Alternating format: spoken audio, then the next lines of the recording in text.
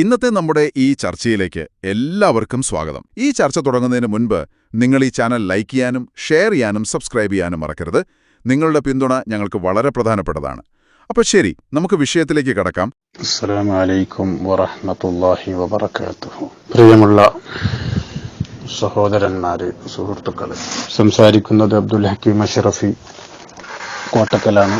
എൻ്റെ പ്രിയ കൂട്ടുകാരൻ. നമ്മുടെ സുന്നത്ത് ജമാഅത്തിന്റെ കാര്യങ്ങളിൽ അൽഹംദുലില്ലാഹ് സജീവമായി അവിടുത്തെ സമയങ്ങൾ ദീനിന് വേണ്ടി ചെലവഴിക്കുന്ന ഒരു വ്യക്തിത്വമാണ്. ബാധ്യതകൾ ബാക്കി നിൽക്കുന്നത് കൊണ്ട് നമ്മളാൽ കഴിയുന്ന ഒരു ചെറിയ സഹായം, നിങ്ങളാൽ കഴിയുന്നത് 10 രൂപയാണെങ്കിൽ ആ ഒരു 10 രൂപ അക്കൗണ്ടിലേക്ക് നിങ്ങൾ എത്തിച്ചു കൊടുക്കണം. ഇൻഷാ അല്ലാഹ് മരിക്കുന്നത് വരെ നിങ്ങൾക്ക് എപ്പോഴും അവിടെയൊക്കെ ദുആ ഉണ്ടാവും. അല്ലാഹു തആല നിങ്ങൾ നൽകുന്ന സ്വാലിഹായ സദഖ അല്ലാഹു നാളെ ദുനിയാവിലും ആഖിറത്തിലും വലിയ ഫലമുള്ള സദഖയായി അല്ലാഹു കബൂൽ ചെയ്യട്ടെ. ആയിഷ ബീവിയും ഫാത്തിമ ബീവിയും ഏതെങ്കിലും ഒരു സമയത്ത് ഇബാദത്തിന് പള്ളിയിൽ പോയതായി തെളിയിക്കാൻ പറ്റുമോ? ഞങ്ങളെ പണ്ഡിതന്മാർ കുറെ കാലമായി നിങ്ങളോട് വെല്ലുവിളിക്കുന്നു, ഇവിടുന്നെങ്കിലും സ്വീകരിക്കാൻ പറ്റുമോ എന്നാ ചോദ്യം. എപ്പോഴും സ്വീകരിക്കാൻ തയ്യാറില്ല. ചിലർക്കൊരു അസുഖം ഉണ്ട്, എന്താ അറിയോ? എത്ര മറുപടി കൊടുത്താലും എത്ര ഹദീസ് കൊടുത്താലും പറയും, മറുപടി പറഞ്ഞിട്ടില്ല 16 കൊല്ലായി ഞാൻ വെല്ലുവിളിക്കണ്, എന്നേ വരെ മറുപടി പറഞ്ഞിട്ടില്ല. ഒരു കാര്യം നിങ്ങൾ ആദ്യം മനസ്സിലാക്കിക്കോ. ആയിഷ ബീവിയും ഫാത്തിമ ബീവിയും പള്ളിയിലേക്ക് പോയി എന്ന് വ്യക്തമായ രേഖയുണ്ടായാലേ പെണ്ണുങ്ങൾ പള്ളിയിൽ പോകൽ അനുവദനീയമാവുകയുള്ളൂ എന്നൊരു നിയമം ഇസ്ലാമിലില്ല.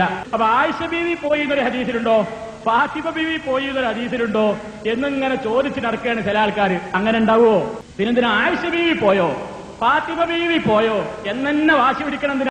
അസ്സലാമു അലൈക്കും വറഹ്മത്തുള്ളാഹി വബറകാതുഹു. മകൾക്ക് തെറ്റുപറ്റിയെന്ന് പാണക്കാട് സയ്യിദ് മുനവ്വർ അലി ശിഹാബ് തങ്ങൾ ഒരു പരിപാടിക്കിടെ ഒരു ചോദ്യത്തിന് 16 വയസ്സുള്ള വിദ്യാർത്ഥിനിയായ എന്റെ മകൾ ഫാത്തിമ നർഗീസ് നൽകിയ മറുപടിയെപ്പറ്റി ആവശ്യമായ വ്യക്തത വരുത്തുന്നതിനായാണ് ഈ കുറിപ്പ് എഴുതുന്നത്. കർമ്മശാസ്ത്രവുമായി ബന്ധപ്പെട്ട പണ്ഡിതോചിതമായ ആഴത്തിലുള്ള അറിവ് ആവശ്യമായ ഒരു വിഷയത്തെക്കുറിച്ചുള്ള ചോദ്യത്തിന് അപ്രതീക്ഷിതമായി ഒരു ചോദ്യം നേരിടേണ്ടി വന്ന സാഹചര്യത്തിൽ മകൾ നൽകിയ പ്രതികരണം കേരളത്തിലെ മുഖ്യധാര മുസ്ലിം വിശ്വാസ രീതികളുമായോ പണ്ഡിത സമൂഹത്തിന്റെ തീർപ്പുകളുമായോ യോജിക്കുന്നതല്ലെന്ന കാര്യം ഉത്തമ ബോധ്യമുണ്ട്. ആ മറുപടി ആ വിഷയത്തിൽ ആവശ്യമായ മതബോധമോ പഠനത്തിന്റെ പര്യാപ്തതയോ ഇതുവരെ കൈവരിക്കാത്ത ഒരു കുട്ടിയുടെ ആലോചനാപരമല്ലാത്ത പെട്ടെന്നുള്ള അഭിപ്രായ പ്രകടനമായി മാത്രം കാണണമെന്നതാണ് അഭ്യർത്ഥന. കേരളത്തിലെ പരമ്പരാഗത മുസ്ലിം പണ്ഡിത സമൂഹം അവരുടെ ആഴത്തിലുള്ള ജ്ഞാനത്തെ ആധാരമാക്കി വ്യക്തമായി നിർവചിച്ചിട്ടുള്ള ഒരു വിഷയത്തിൽ ഒരു പിതാവെന്ന നിലയിൽ മുഴുവൻ ഉത്തരവാദിത്ത ബോധത്തോടെയും മകളുടെ ആ മറുപടി ഞാൻ ഇവിടെ തിരുത്തി വ്യക്തമാക്കുന്നു എന്ന് സയ്യിദ് മുനവ്വർ അലി ശിഹാബ് തങ്ങൾ, വാപ്പയായ മുനവ്വർ അലി ശിഹാബ് തങ്ങൾ ഫാത്തിമ നർഗീസിന് അബദ്ധം പറ്റിയതാണ്, അത് തിരുത്തുന്നു, മകളോട് തിരുത്താൻ ആവശ്യപ്പെടുമെന്നും അറിയിച്ചിട്ടുണ്ട്. അതോടൊപ്പം പേരോട് ഉസ്താദ് ഫാത്തിമ നർഗീസ് തിരുത്തണമെന്നറിയിക്കുന്ന പണ്ഡിതോചിതമായ പ്രഭാഷണം നിങ്ങൾക്ക് കേൾക്കാം. ഖുർആന്റെ മേലെ കൾച്ചർ വരുന്നു. ഇപ്പോൾ മക്കയില് ആ കഅബാലയത്തിൽ സ്ത്രീകൾക്ക് പോവാം, അവിടെ തൊടാം. കേരളത്തിലെ സ്ത്രീകൾ മുഴുവൻ അവിടെ പോകുന്നു, തൊടുന്നു, ആ കഅബാലയം തൊടുന്നു, അതിനെ പ്രദക്ഷിണം വയ്ക്കുന്നു. ലോക മുസ്ലിങ്ങൾ തിരിയുന്ന ആരാധനാലയാണത്. അങ്ങനെ കണ്ടിട്ടും പോയി കണ്ടിട്ടും അനുഭവിച്ചിട്ടും നേരെ ചൊവ്വെ കണ്ടിട്ടും ഇവിടുത്തെ കേരളത്തിലെ സ്ത്രീകൾക്ക് ഇവിടുത്തെ പള്ളികളിൽ പ്രവേശനം വേണ്ട രീതി സാധിക്കുന്നില്ല എന്നൊരു പ്രശ്നമുണ്ട്. ഇപ്പോൾ മറിയം ബീവി ഈസാ നബിയുടെ അമ്മ, അവരാണ് മുസ്ലിം ലോക മനുഷ്യർക്ക് മുഴുവൻ മോഡലായിട്ട് ഖുർആൻ ചിത്രീകരിക്കുന്നത്. അവർ പള്ളിയിൽ ജീവിച്ചിരുന്ന സ്ത്രീയാണ്, പള്ളിയിൽ ജീവിച്ചിരുന്നു, പള്ളിയിൽ വെച്ച് ദൈവം നേരിട്ട് ഭക്ഷണം കൊടുത്തു എന്ന് ഖുർആൻ പറയുന്നു. പള്ളിയിൽ ജീവിക്കുന്നു. എന്നിട്ടും ഇത് കണ്ടിട്ടും വായിച്ചിട്ടും കേരളത്തിലെ മുസ്ലിം സ്ത്രീകൾക്ക് പള്ളിയിൽ പ്രവേശനം മറ്റു മതക്കാരെ അതിനൊക്കെ അപ്പുറത്ത് സാധിക്കേണ്ടത് 1400 വർഷമായിട്ട് സ്ത്രീകൾ പോകുന്നു, സാധിക്കാത്തത് എന്ത് കൊണ്ടായിരിക്കും എന്ന് മാഡത്തിന് മറുപടി പറയാമോ? ഈ ചോദ്യം കുറച്ച് ഇതാണ്, എനിക്കറിയാം. അത്രയ്ക്കൊക്കെ ചിന്തിക്കാനുള്ളൊരു ഇതായിട്ടില്ലല്ലോ. ആക്ച്വലി ഇറ്റ്സ് കൾച്ചറലായിട്ട് ഉണ്ടാക്കിയെടുത്തൊരു കാര്യമാണത്. അപ്പം it's never said that woman can't enter masjid. പക്ഷെ ചില ആൾക്കാർ ഉണ്ടാക്കിയെടുത്ത കാര്യങ്ങളാണ് അവിടെ എൻട്രൻസ് ഇല്ല, അവിടെ വുമൺ എൻ്റർ ചെയ്യാൻ പാടില്ല എന്നുള്ളത്. അപ്പം that should be change. That is also part of woman revolution and I think it will be change soon. ഇതൊക്കെ പറയുമ്പോൾ നമ്മുടെ പ്രിയപ്പെട്ട സഹോദരിമാര് ചിലപ്പോൾ വിചാരിക്കും, ഇങ്ങനെയൊക്കെ ആയിട്ട് ഞങ്ങളെ പള്ളിയിലേക്ക് പോകാൻ മുസ്ലിയാമാര് സമ്മതിക്കുന്നില്ലല്ലോ. സുബ്ഹാനല്ലാഹ്, അത് ഞങ്ങളാരും അങ്ങനെ ഒരു തീരുമാനമെടുത്തതല്ല. ഞാൻ പറയട്ടെ, എൻ്റെ ഭാര്യ എൻ്റെ കൂടെ സ്വർഗത്തിൽ കടക്കണമെന്ന് എനിക്ക് ആഗ്രഹമില്ലാതിരിക്കുമോ? എൻ്റെ ഉമ്മ എൻ്റെ കൂടെ സ്വർഗത്തിൽ കടക്കണമെന്ന് ഞാൻ ആശിക്കാതിരിക്കുമോ?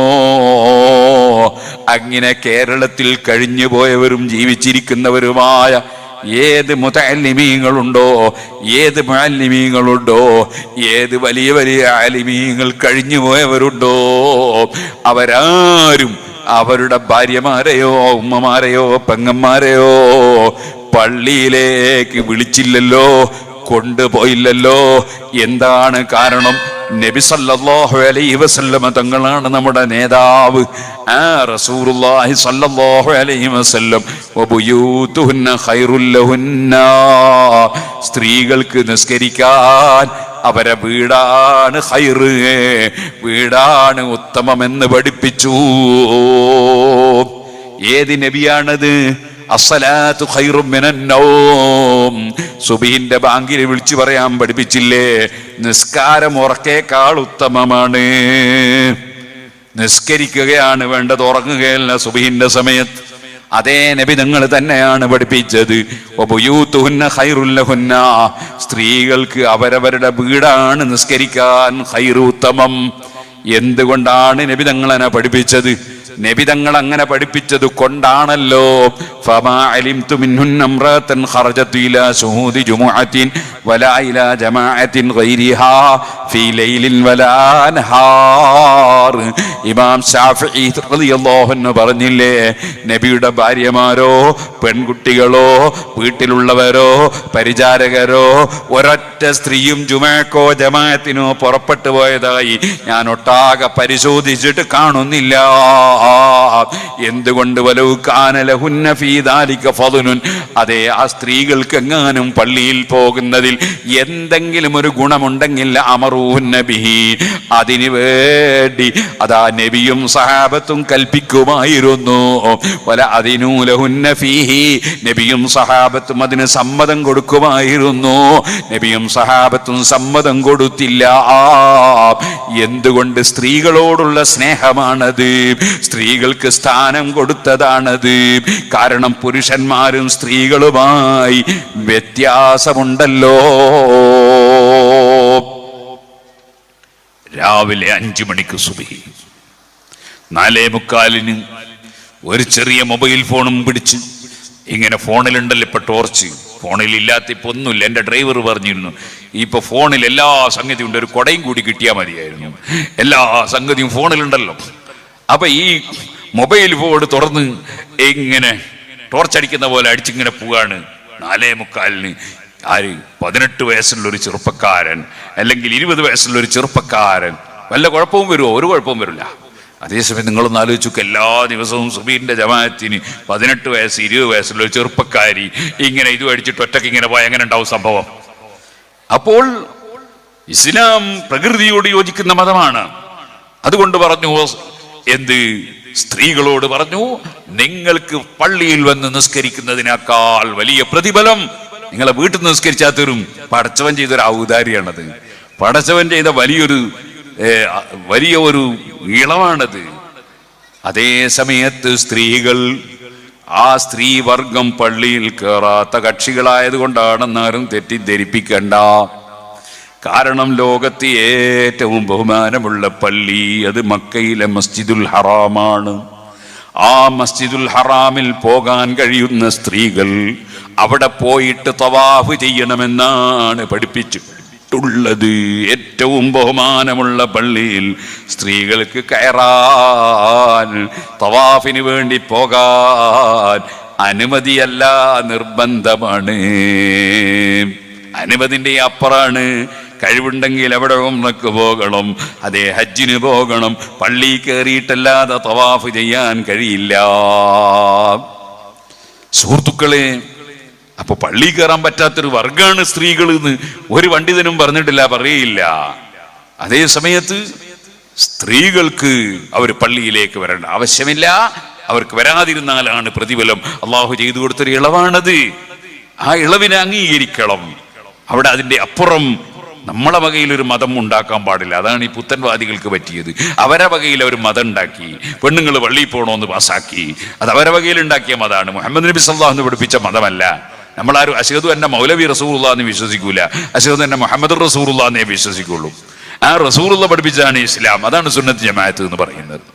ഇനി ഇരിക്കട്ടെ, ഞാൻ പറഞ്ഞു വന്നത് അള്ളാഹു തന്നെയും പറയുന്നത് കണ്ടില്ലേ നിങ്ങൾ? പള്ളിയിൽ പ്രഭാതത്തിലും പ്രദോഷത്തിലും സമയത്തും നിസ്കാരം നിർവഹിക്കുന്നു. ആര്? റിജാലുൻ, പുരുഷന്മാർ. സ്ത്രീകൾ എന്ന് പറയുന്നില്ല, മനുഷ്യന്മാര് എന്നും പറയുന്നില്ല. മനുഷ്യന്മാര് എന്ന് പറഞ്ഞാൽ പെണ്ണുങ്ങളും പെടും. അതുകൊണ്ട് അല്ലാഹ് പ്രത്യേകം പറയുന്ന റിജാലുൻ, പുരുഷന്മാർ. സുബ്ഹാനല്ലാഹ്. അല്ലാഹു വീണ്ടും പറയുന്നു, റിജാലുൻ ലാ തുൽഹീഹിം തിജാറത്തുൻ വലാ ബൈഉൻ അൻ ദിക്രില്ലാഹി വഇഖാമിസ് സ്വലാത്തി വഇതാഇസ് സകാത്ത് യഖാഫൂന യൗമൻ തതഖല്ലബു ഫീഹിൽ ഖുലൂബു വൽ അബ്സാർ. അതേ, ആ പുരുഷന്മാരെ സ്വഭാവം എന്താണ്?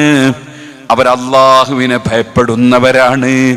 അവരുടെ തിരക്ക് കൊണ്ട് ഒരു ജുമഅയും നഷ്ടപ്പെടുന്നില്ല, അവരെ നിസ്കാരം നഷ്ടപ്പെടുന്നില്ല, അവര് സകാത്ത് കൊടുക്കാതെ അവരതാ കെട്ടിപ്പൂട്ടി വെക്കുന്നില്ല. സകാത്ത് നൽകുന്നവരാണ്, നിസ്കാരം ശരിക്ക് നിർവഹിക്കുന്നവരാണ്, പടച്ചവനെ ഭയപ്പെടുന്നവരാണ്. അത്തരം പുരുഷന്മാരാണ് ആ പള്ളിയിൽ നിസ്കാരം നിർവഹിക്കുന്നതെന്ന് ഖുർആൻ പറയുന്നു. സുഹൃത്തുക്കളെ, അത് പള്ളിക്കുള്ള വലിയ ആദരവാണ്. പള്ളിയിൽ വന്ന് ജമാഅത്തായി ഫർദ് നിസ്കരിക്കുക, സുന്നത്തുകൾ വീട്ടിൽ വെച്ച് നിസ്കരിക്കുക, അതാണ് പുണ്യം. പള്ളി നിസ്കരിച്ചാൽ കുഴപ്പമൊന്നുമില്ല. ചില നിസ്കാരങ്ങൾ പള്ളിയിലാണ് നല്ലത്. ഉദാഹരണത്തിന് ദുഹാ നിസ്കാരം പള്ളിയിലാണ് നല്ലത്. ഇതേപോലെ പെരുന്നാൾ നിസ്കാരം പള്ളിയിലാണ് നല്ലത്. അത് പള്ളിയിൽ നിന്നാണ് നിസ്കരിക്കേണ്ടത്. ചില സ്ഥലങ്ങളിലുണ്ട് ഈദ്ഗാഹ് എന്ന് പറഞ്ഞിട്ട് ഒരു സംഗതി. ഈദ്ഗാഹ് എന്ന് പറഞ്ഞത് ശരി, കുഴപ്പമൊന്നുമില്ല. ദുബായിൽ ഈദ്ഗാഹ് ഉണ്ട്, ഞാൻ അവിടെ പ്രസംഗിച്ചിട്ടുമുണ്ട്. ഈദ്ഗാഹിൽ പ്രസംഗിച്ചത് പെരുന്നാളുടെ അന്നല്ല കേട്ടോ, വേറൊരു ദിവസമാണ്. അവിടുത്തെ ജാഹിസത്തുൽ ഖുർആന്റെ പരിപാടിക്ക് പോയപ്പോഴാണ്. 2 പ്രാവശ്യം പ്രസംഗിച്ചിട്ടുണ്ട്. അതുപോലെ ബാംഗ്ലൂരിലുണ്ട്, മംഗലാപുരത്തുണ്ട്, പല സ്ഥലത്തും ഉണ്ട് ഈദ്ഗാഹ്. അത് മുസ്ലിമീങ്ങൾക്ക് പെരുന്നാൾ നിസ്കരിക്കാനും മറ്റു കാര്യങ്ങൾ നിർവഹിക്കാനും അവരുടേതായ സ്വന്തത്തിലുള്ള വഖഫ് ചെയ്യപ്പെട്ടതോ അല്ലെങ്കിൽ ആരെങ്കിലും ദാനം കൊടുത്തതോ അല്ലെ വിലയും കൊടുത്ത് വാങ്ങിയതോ ആയ സ്ഥലങ്ങളാണ്. അത് മുസ്ലിമീങ്ങളുടെ സ്വന്തം സ്ഥലം തന്നെയാണ്. അവിടെ വെച്ച് നിസ്കരിക്കുന്നതിൽ ഒരു അഭിമാനക്ഷതമൊന്നുമില്ല. വേറൊരു കൂട്ടരുണ്ട്, സുബ്ഹാനല്ലാഹ്, ഈദ്ഗാഹ് എന്ന് ബോർഡ് വെക്കുക, നിസ്കരിക്കുന്ന വരുന്ന ആ സ്റ്റേഡിയം ഗ്രൗണ്ടിൽ നിന്ന് അല്ലെങ്കിൽ സ്കൂൾ മൈതാനിയിൽ നിന്ന്. അത് മുസ്ലിമീങ്ങളുടെ സ്ഥലമാണ്, എല്ലാവർക്കും ഉള്ള സ്ഥലമല്ലേ. അവിടുന്ന് പോയിട്ട് നിസ്കരിക്കണം. നമ്മളെ പള്ളിയും വെച്ചിട്ട്, പള്ളിയിൽ നല്ല സൗകര്യമില്ലേ? മസ്ജിദുൽ ഹറാമിലല്ലേ പെരുന്നാൾ നിസ്കാരം നടക്കുന്നത് മക്കയിൽ? അത് മക്ക ശരീഫ് നമ്മുടെ കേന്ദ്രമല്ലേ? അത് അങ്ങോട്ട് തിരിഞ്ഞല്ലേ നിസ്കരിക്കുന്നത്? പിന്നൊരു കാര്യം, അതൊരാളെ കുതിരയാക്കുന്ന, ആളെ പൊട്ടനാക്കുന്ന ഒരു പരിപാടിയും കൂടിയാണ്. ഈദ്ഗാഹ് അല്ലട്ടോ, അത് സ്റ്റേഡിയം ഗ്രൗണ്ടാണ്. സ്റ്റേഡിയം ഗ്രൗണ്ടിൽ കൊണ്ടൊരു ഫ്ലക്സ് ബോർഡ് എഴുതി വെക്കുക, ഈദ്ഗാഹ്. എന്നാ ഈദ്ഗാഹോ? പണ്ടൊരാളെ പറ്റി പറയലുണ്ടായിരുന്നു, ഒരാള് വെല്ലത്തിന്റെ കുപ്പീന്റെ മുകളിൽ, ഭരണിന്റെ മുകളിൽ കുരുമുളക് എഴുതി വെച്ചു. അപ്പൊ ഒരു ചെറുപ്പക്കാരൻ ഇതെന്തിനാ ആചാര്യന്? അത് ഇറുമ്പ് കയറാതിരിക്കാനാണെന്ന്. ഇതുപോലത്തെ ഒരു പരിപാടി, വെല്ലത്തിന്റെ മുകളിൽ ഇങ്ങനെ കുരുമുളക് എഴുതി വെച്ചാൽ അതുകൊണ്ട് ഇറുമ്പ് കയറാതിരിക്കുമോ? ഇതുപോലെ സ്റ്റേഡിയം ഗ്രൗണ്ടിൽ കൊണ്ടുപോയിട്ട് ഫ്ലക്സ് ബോർഡ് വെച്ചിട്ട് ഈദ്ഗാഹ് ഈദ്ഗാഹാവോ? ആവൂലല്ലോ. അതേ സമയത്ത് അതേ ഇമാം ശാഫിഈ റളിയല്ലാഹു അൻഹുവിനെ പോലുള്ള പണ്ഡിതന്മാര് പഠിപ്പിച്ചു, പെരുന്നാൾ നിസ്കാരത്തിന് പുണ്യം പള്ളിയാണ്. ആ പള്ളിയിൽ വെച്ചാണ് പെരുന്നാൾ നിസ്കാരം. അതുപോലെ വേറെയും ചില ജമാഅത്തായുള്ള നിസ്കാരം, തറാവീഹും അതുപോലെ ഗ്രഹണ നിസ്കാരവും അതുപോലെയുള്ള പല നിസ്കാരങ്ങളും പള്ളിയിൽ വെച്ച് നിർവഹിക്കപ്പെടും. എന്നാൽ അല്ലാത്ത നിസ്കാരങ്ങൾ അത് പള്ളിയിൽ വെച്ച് നിസ്കരിച്ചാൽ കുഴപ്പമില്ല, പക്ഷേ വീട്ടിലാണ് കൂടുതൽ പുണ്യം. കാരണം വീട്ടിലും പടച്ച റബ്ബിന് ഇബാദത്ത് നടക്കട്ടെ എന്നാണ് ഹബീബ് നബി സല്ലല്ലാഹു അലൈഹി വസല്ലം പഠിപ്പിക്കുന്നത്. ഇരിക്കട്ടെ സുഹൃത്തുക്കളെ, അങ്ങനെ പള്ളിക്ക് വലിയ ബഹുമാനമാണ്. ആ ബഹുമാനം വകവെച്ചു കൊടുക്കേണ്ടതാണ്. അതേ റബ്ബിന്റെ ഭവനമെന്നാണ് പള്ളിയെക്കുറിച്ച് പറയപ്പെടുന്നത്. അങ്ങനെ ആദരിക്കേണ്ടതിനെ ആദരിക്കണം. വഖദാ റബ്ബുക അല്ലാ തഅബുദൂ ഇല്ലാ ഇയ്യാഹ്. അത് തന്നെയാണ് ഖുർആനിൽ അന്നൽ മസാജിദ ലില്ലാഹി ഫലാ തദ്ഉ മഅല്ലാഹി അഹദാ. സുജൂദ് ചെയ്യുന്ന സ്ഥലങ്ങളൊക്കെ അല്ലാഹുവിനുള്ളതാണ്. അതുകൊണ്ട് പടച്ചവനല്ലാതെ ആരാധിക്കാൻ പാടില്ല. ഇത് ഖുർആനിന്റെ നിർദ്ദേശമാണ്. എന്നാൽ അത് പറഞ്ഞതിന് ശേഷം ഖുർആൻ പറയാണ് വഖദാ റബ്ബുക അല്ലാ തഅബുദൂ ഇല്ലാ ഇയ്യാഹ് വബിൽ വാലിദൈനി ഇഹ്സാനാ. മാതാപിതാക്കളോട് നല്ല നിലക്ക് പെരുമാറണം. അതേ ഇമ്മാ യബ്ലുഗന്ന ഇൻദകൽ കിബറ അഹദുഹുമാ ഔ കിലാഹുമാ ഫലാ തഖുൽ ലഹുമാ ഉഫ്ഫിൻ വലാ തൻഹർഹുമാ വഖുൽ ലഹുമാ ഖൗലൻ കരീമാ. മാതാപിതാക്കളോട് പ്രത്യേകിച്ച് അവർക്ക് പ്രായമാകുമ്പോൾ നിങ്ങൾ അവരെ മനസ്സിന് വിഷമമുണ്ടാകുന്ന ഒരു അക്ഷരം പറയാൻ പാടില്ല. അവരോട് നിങ്ങൾ ഗൗരവത്തിൽ സംസാരിക്കാൻ പാടില്ല. കാരുണ്യത്തിന്റെ ചിറക് വിരിച്ചു കൊടുക്കണം എന്ന് പറഞ്ഞാൽ ഉമ്മാക്ക് എന്താ വേണ്ടേ, ബാപ്പാക്ക് എന്താ വേണ്ടേ, എവിടെയാ പോകേണ്ടത്, എന്തിനും ഞാൻ എൻ്റെ ചുമല് കാണിച്ചു തരും. ആ രൂപത്തിലുള്ള താഴ്മയോടെയുള്ള സംസാരം, താഴ്മയോടെയുള്ള പെരുമാറ്റമല്ലാതെ മാതാപിതാക്കളോട് നടത്താൻ പാടില്ല.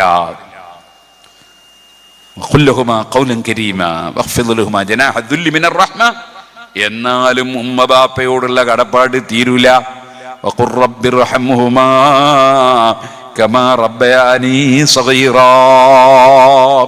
മാതാപിതാക്കൾക്ക് വേണ്ടി ദുആ നടത്തുകയും വേണം. അങ്ങനെ പഠിപ്പിക്കപ്പെട്ട ഇസ്ലാമിന്റെ പേരുള്ള ഒരു മുസ്ലിം ചെറുപ്പക്കാരനാണ് കൊടുവാളെടുത്തിട്ട് സ്വന്തം ഉമ്മയുടെ കഴുത്ത് വെട്ടിയത്. നമ്മുടെ മുസ്ലിം സമുദായത്തിന്റെ പലരുടെയും വിവരക്കേടും അധപ്പതനവും എത്ര സങ്കടകരമാണ്. അതുകൊണ്ട് ഞാൻ പറയട്ടെ, നമ്മൾ ഇസ്ലാം അനുസരിച്ച് ജീവിക്കണം. ഇസ്ലാമിന്റെ പൈതൃകം കാത്തു സൂക്ഷിക്കണം. ഇസ്ലാമിന്റെ ആശയങ്ങൾ ധാരാളമായി ജനങ്ങളെ ഉത്ബോധിപ്പിക്കണം. ജനങ്ങളെ ഇസ്ലാം അനുസരിച്ച് ജീവിപ്പിക്കാൻ ആവശ്യമായ കാര്യങ്ങൾ നടത്തണം. ഞാനിപ്പോൾ ഇവിടെ വന്നപ്പോ ഞാൻ ഇവിടെ വന്ന അറബി പ്രതിനിധികളുമായി സംസാരിച്ചു. ആ സമയത്ത് അവർ എന്നോട് പറഞ്ഞു, പള്ളി പോരല്ലോ, നല്ല അറിവ് വേണം. ആ അറിവ് നേടാൻ വേണ്ടി നിങ്ങൾ ജനങ്ങളോട് പറയണം. വളരെ കറക്റ്റ് ഇല്ലേ ആ പറഞ്ഞത്? അറിവില്ലാതെ ഒരു മനുഷ്യന് വിജയിക്കാൻ കഴിയോ? ഖുൽ ഹൽ യസ്തവിൽ ലദീന യഅലമൂന വല്ലദീന ലാ യഅലമൂൻ. അറിവുള്ളവരും അറിവില്ലാത്തവരും തുല്യമാണോ? ചോദിക്കൂ നബിയെ. മറ്റൊരു സ്ഥലത്ത് അല്ലാഹു പറയാണ്, ഇന്നമാ യഖ്ശല്ലാഹ മിൻ ഇബാദിഹിൽ ഉലമാ. അറിവുള്ളവരാണ് പടച്ചവനെ ഭയപ്പെടുന്നത്, ഭക്തിയുള്ളവർ അറിവുള്ളവരാണ്. വേറൊരു സ്ഥലത്ത് റബ്ബ് പറയാണ്, അതേ വല്ലദീന ഊതുൽ ഇൽമ ദറജാത്ത് യർഫഇല്ലാഹു അല്ലദീന ആമനൂ മിൻകും വല്ലദീന ഊതുൽ ഇൽമ ദറജാത്ത്. അതേ ഇൽമ് നൽകപ്പെട്ട അറിവുള്ള വ്യക്തികളെ അല്ലാഹു സുബ്ഹാനഹു വ തആല പടിപടിയായി ഉയർത്തും. അപ്പോൾ ഞാൻ എൻ്റെ കീശയിലുണ്ട്, എനിക്കൊന്നും കൊടുക്കാൻ എൻ്റെ കീശയിലൊന്നും കാണുന്നില്ല. ഇനിയിപ്പോൾ ബെൽറ്റിൽ നിന്ന് എടുക്കുകയാണ്, പിന്നെ ജപ്പാനിലടക്കം നീളക്കുപ്പായം പൊക്കിയാൽ അങ്ങോട്ട് പോകും ദുനിയാവട്ടാകെ. അപ്പൊ ഞാൻ പറഞ്ഞു വന്നത്, സുഹൃത്തുക്കളെ, നമ്മൾ അറിവിന് മുൻതൂക്കം നൽകണം. ഞാൻ ഇവിടെ വന്നപ്പോ ചെറിയ കുട്ടികളെ കണ്ടു. അവർ ഖുർആൻ മനഃപ്പാഠമാക്കിക്കൊണ്ടിരിക്കുന്നു എന്ന് പറഞ്ഞു. മാതാപിതാക്കൾക്കും അല്ലാഹു ബർക്കത്ത് ചെയ്യട്ടെ. മക്കൾ ഖുർആൻ മനഃപ്പാഠമാക്കിയാൽ ബാപ്പ ഉമ്മക്ക് കിരീടം ധരിപ്പിക്കപ്പെടുമെന്ന് ഹദീസിലുണ്ട്. ഖുർആൻ മനഃപ്പാഠമാക്കുന്ന മക്കൾ. പക്ഷെ ആ ഖുർആൻ മനഃപ്പാഠമാക്കിയിട്ട് മറന്നു കളഞ്ഞാൽ വലിയ വൻ കുറ്റാണ് കേട്ടോ. അതുകൊണ്ട് ഖുർആൻ മനഃപ്പാഠമാക്കിയ മക്കൾ ആവർത്തിച്ചത് ഓതാനുള്ള സംവിധാനമുണ്ടാകണം. അതിന് അവരെ ദർസിൽ ചേർക്കണം, നല്ല ആലിമീങ്ങളാക്കണം. കുറ്റ്യാടി സിറാജുൽ ഹുദയിൽ നിന്ന് ഖുർആൻ മനഃപ്പാഠമാക്കി എത്രയോ ചെറുപ്പക്കാർ UAE പള്ളിയിൽ ഇമാമത്ത് നിൽക്കുന്നുണ്ട്. അവർക്ക് നല്ല നല്ല ശമ്പളവും ലഭിക്കുന്നുണ്ട്, ജീവിത സൗകര്യവും ലഭിക്കുന്നുണ്ട്. ആദരവോടെ അവിടെയുള്ള അറബികൾ വന്ന് അവരെ തുടർന്ന് നിസ്കരിക്കുന്നുണ്ട്. മർക്കസിന്റെ കീഴിൽ നിന്ന് പഠിച്ച എത്രയോ മുതഅല്ലിമീങ്ങൾ അവർ ഖുർആൻ മനഃപ്പാഠമാക്കി അവർക്ക് അവിടെ ഇപ്പറഞ്ഞതുപോലെ പള്ളിയിൽ അവർക്ക് സേവനം ചെയ്യാനുള്ള അവസരം ലഭിക്കുന്നുണ്ട്. ഞാനിത് എന്തിനു പറഞ്ഞു? ഖുർആൻ മനഃപ്പാഠമാക്കിയിട്ട് എൻ്റെ മകന് എത്രയായിരിക്കും ശമ്പളം? 5000 ആണോ എന്ന് വിചാരിക്കണ്ട. 5000 ദിർഹമാണ് ശമ്പളം, അല്ലെങ്കിൽ അതിനേക്കാൾ കൂടുതലാണ് ശമ്പളം. ദുനിയാവിന് വേണ്ടി പഠിക്കണമെന്നല്ല ഞാൻ പറഞ്ഞതിൻ്റെ അർത്ഥം. നമ്മൾ പഠിച്ചത് കൊണ്ട് ആരും പരാജയപ്പെടുമെന്ന് വിചാരിക്കരുത്. എൻ്റെ പ്രിയപ്പെട്ട സഹോദരിമാരെ, സഹോദരന്മാരെ, നമ്മുടെ മക്കളെ അതാ നമ്മൾ കോളേജ് ഓഫ് ഇന്റഗ്രേറ്റഡ് സ്റ്റഡീസ്, ദഅ്വ കോളേജുകൾ പല സ്ഥലങ്ങളിലുമുണ്ട്. ചിലപ്പോൾ ഇവിടെയും ഇന്നതിന് തറക്കല്ലിട്ടു എന്നാണ് ഞാൻ മനസ്സിലാക്കുന്നത്. അള്ളാഹു അത് പൂർത്തീകരിച്ചു തരട്ടെ. അത്തരം സ്ഥാപനങ്ങളിൽ പോയി പഠിക്കുമ്പോൾ അതേ മതവിദ്യാഭ്യാസത്തിന് പുറമെ അക്കാഡമിക് വിദ്യാഭ്യാസവും ലഭിക്കുന്നു. അങ്ങനെ നമ്മുടെ മക്കൾ നല്ല 2 വിദ്യാഭ്യാസവുമുള്ള മക്കളായി വരുമ്പോൾ എന്തൊരു സന്തോഷമാണ്. അറിവ് വളരെ പ്രധാനപ്പെട്ടതാണ്. അൽ ഇൽമു ഹയാത്തുൽ ഇസ്ലാം. ഇസ്ലാമിന്റെ ജീവനാണ് അറിവ്. അതുകൊണ്ട് അറിവ് നേടണം, ആത്മീയമായ അറിവ് വേണം. ആത്മീയമായ അറിവും ബോധവും ഇല്ലാത്തത് കൊണ്ടാണ് മക്കൾ കൊടുവാളെടുത്ത് ഉമ്മയുടെ കഴുത്തിൽ വെട്ടുന്നത്. അറിവും ബോധവുമുള്ളവർക്ക് അത് സാധിക്കുമോ? അതുകൊണ്ട് നല്ല ആത്മീയ ബോധമുണ്ടാകണം, അറിവുണ്ടാകണം. ഞാൻ നീട്ടി സംസാരിക്കുന്നില്ല. നമ്മൾ പടച്ചവന്റെ പൊരുത്തത്തിലായി ജീവിച്ച് മരിക്കണം. അല്ലാഹു സുബ്ഹാനഹു വ തആല നമ്മെ സൃഷ്ടിച്ച് സംവിധാനിച്ച് സംരക്ഷിച്ചു വരുന്ന റബ്ബിനെ സ്നേഹിക്കണം. ആ റബ്ബിന് നമ്മുടെ ജീവിതം സമർപ്പിക്കണം. ആ റബ്ബിനെ സ്നേഹിക്കണം. അതോടുകൂടി റബ്ബിന്റെ ഹബീബായ നബി സല്ലല്ലാഹു അലൈഹി വസല്ലമ തങ്ങളെയും അതിരറ്റ് സ്നേഹിക്കണം. الذي نفسي بيده لا يؤمن أحدكم حتى أكون أحب إليه من والده وولده والناس أجمعين. നബി തങ്ങളെ അങ്ങേയറ്റം സ്നേഹിക്കണം. വല്ലദീന ആമനൂ അശദ്ദു ഹുബ്ബൻ ലില്ലാഹ്.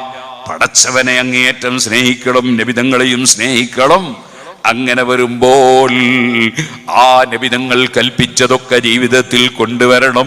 അവിടുന്ന് വിരോധിച്ചതൊക്കെ കൈയൊഴിക്കണം. നമ്മളൊരിക്കലും മദ്യപാനികളായി പോകരുത്, നമ്മളൊരിക്കലും പലിശക്കാരായി പോകരുത്, നമ്മളൊരിക്കലും അക്രമികാരികളായി പോകരുത്, നമ്മളൊരിക്കലും തീവ്രവാദികളോ ഭീകരവാദികളോ വർഗീയവാദികളോ ആകരുത്. നമ്മുടെ സമാധാനപരമായ അന്തരീക്ഷത്തിൽ ഇസ്ലാമിന്റെ സുന്ദരമായ മുഖം കാണാൻ നമ്മെ കണ്ടാൽ മുസ്ലിം ആരാണ്, ഇസ്ലാം എന്താണെന്ന് ബോധ്യപ്പെടുന്ന വിധത്തിലുള്ള ജീവിതം നയിക്കണമെന്ന് എല്ലാ മുസ്ലിമീങ്ങളോടും ഉണർത്തി ഞാൻ എൻ്റെ വാക്കുകൾ നിർത്തട്ടെ. ബഹുമാനപ്പെട്ട ഇമാം അബൂ ഹനീഫത്തുൽ കൂഫി റളിയല്ലാഹു അൻഹുവിനോട് ഒരു അമുസ്ലിം സഹോദരൻ ഒരു സംഖ്യ കടം വാങ്ങി. മഹാനവറുകൾ സംഖ്യ കടം കൊടുക്കുകയും ചെയ്തു. കാരണം ഇസ്ലാമിൽ വർഗീയതയില്ല. ആ മുസ്ലിം സഹോദരൻ അവധിയെത്തിയിട്ട് സംഖ്യ തിരിച്ചു കൊടുത്തില്ല. ഇമാം അബൂ ഹനീഫ തങ്ങൾ കുറെ കാത്തുപോക്കി, വരുന്നില്ല. മനസ്സിന് വിഷമമായി, പ്രത്യേകിച്ച് പണത്തിന്റെ ആവശ്യമുണ്ട്. അദ്ദേഹം പണം കൊണ്ടുവന്ന് തന്നില്ലല്ലോ. അതിനാൽ അദ്ദേഹത്തിന്റെ വീട്ടിലേക്ക് അങ്ങോട്ട് പോകാമെന്ന് തീരുമാനിച്ചു. ഇമാം അബൂ ഹനീഫ തങ്ങൾ ഇറങ്ങി നടന്നു. അദ്ദേഹത്തിന്റെ വീട്ടിന്റെ പരിസരത്തെത്തിയപ്പോൾ അറിയാതെ ചെരിപ്പ് കൊണ്ട് ഒരു മ്ലേച്ഛ വസ്തുവിൽ, ഒരു മാലിന്യത്തിൽ ചവിട്ടിപ്പോയി, നജസിൽ ചവിട്ടിപ്പോയി. അബൂ ഹനീഫ തങ്ങൾ കാലൊന്ന് കുടഞ്ഞപ്പോൾ ആ നജസ് നേരെ പോയിട്ട് ആ കടം തരാനുള്ള വ്യക്തിയുടെ ഭിത്തിയുടെ മേലെ പതിഞ്ഞു. അബൂ ഹനീഫ തങ്ങൾ പേടിച്ചു വിറച്ചു. എന്തിന്? എന്നെ കൊണ്ടൊരു അക്രമമായി പോയില്ലേ, മനഃപൂർവ്വമല്ലെങ്കിലും ഞാൻ കാല് കുടഞ്ഞിട്ടില്ലേ അദ്ദേഹത്തിന്റെ ആ ഭിത്തിയിൽ നജസായത്. അത് ഞാൻ ചുരണ്ടിക്കളഞ്ഞാൽ മണ്ണുതിർന്ന് വീഴും, കഴുകിയാൽ അതും അപകടമാണ്. എങ്ങനെ ഞാനത് വൃത്തിയാക്കും? വല്ലാതെ മനസ്സ് വിഷമിച്ചു. പിന്നെ അയാൾ പൈസ തരാനുള്ളതൊന്നുമല്ല ചിന്ത, എനിക്കിങ്ങനെ അബദ്ധം പറ്റിയല്ലോ എന്നതാണ് ചിന്ത. ആത്മീയമായി നേതൃത്വം കൊടുത്ത നമ്മളെ മഹാന്മാരുടെ സ്വഭാവമാണത്. അവിടുന്ന് വാതിലിന് പോയി മുട്ടി. ആ മുസ്ലിം സഹോദരൻ ഇറങ്ങി വന്നു. വന്നപ്പോൾ വളരെ വിനയത്തോടെ അങ്ങോട്ട് സംസാരിക്കുന്ന സമയത്ത് ഈ അമുസ്ലിം സഹോദരൻ മനസ്സിലാക്കി ഇദ്ദേഹം വന്നത് ഞാൻ പൈസ എത്തിച്ചു കൊടുക്കാത്തത് കൊണ്ട് പണം വാങ്ങാൻ വന്നതായിരിക്കുമെന്ന്. അതിനാൽ അദ്ദേഹം ആദ്യം തന്നെ പറയുന്നു, ഒരു നിലക്കും വരാൻ പറ്റാത്തതുകൊണ്ടാണ്, ക്ഷമിക്കണം. അബൂ ഹനീഫ തങ്ങൾ പറയുന്നു, അതൊന്നുമല്ല പ്രശ്നം, അതിനേക്കാൾ വലിയ പ്രശ്നമുണ്ട് എനിക്ക്.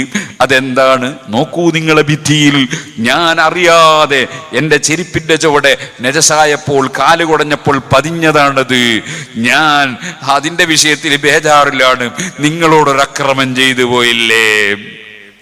അദ്ദേഹം പറഞ്ഞു, സാരല്ല എന്നുണ്ടൊന്നും അബൂ ഹനീഫ നിങ്ങൾക്ക് മനസ്സിന് വിഷമം തീരുന്നില്ല. നമ്മളാണ് എന്താ ചെയ്യുക?